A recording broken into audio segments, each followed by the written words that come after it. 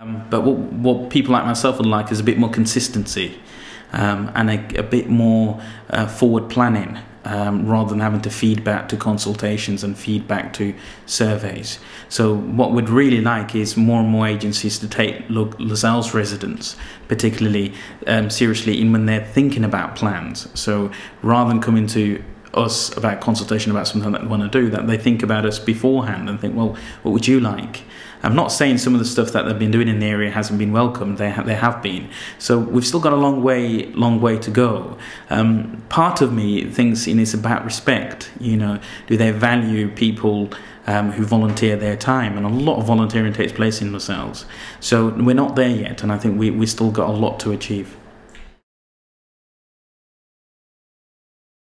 What we try and do is we try to tap into almost everybody that we can.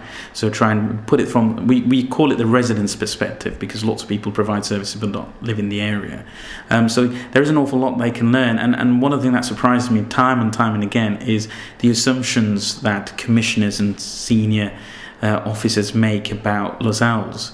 There's an awful lot of solutions in here, an awful lot of what I call talent.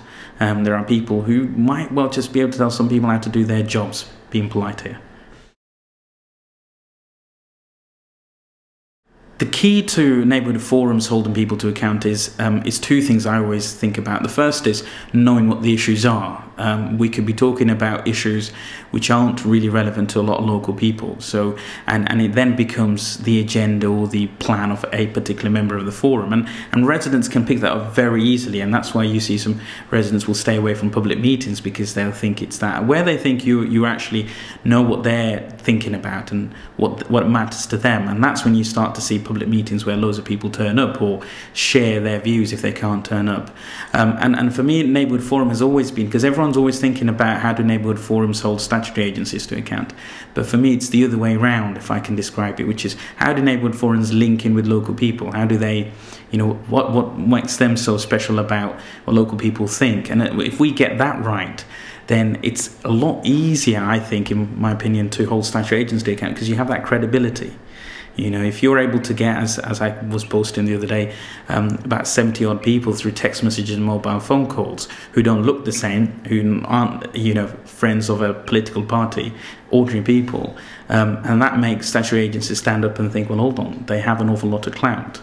And through the interaction with local people, one of the things that will surprise statutory agencies is when they try and do things in silos and not contact a neighbourhood forum, they realise that you'd find out about it because a resident will come to you and share something that someone's tried to share to them by bypassing the forum. For a long time, you know, a lot was said about what we should have or what we should receive and what we are entitled to. And the debate's happening more and more now, especially within our forum, about, well, hold on, what are the aspirations for Lozells, and why is it something's tolerable in Lozells and not tolerable in Solihull? Again, no offence to Solihull. And that's, you see, at the moment I don't think there is a shared vision amongst various people, not just statutory agencies, but within the community, about a shared vision for it. And I think what ordinary people really want isn't a branding sort of style thing about themselves. They just want to be able to live somewhere safe and do well. So we'll get there, but at the moment we've got to start raising aspirations around education. You know, why do half of the kids do really well and the other half don't? Why do kids who leave primary school who are fantastic and, you know, things go pear-shaped in secondary school?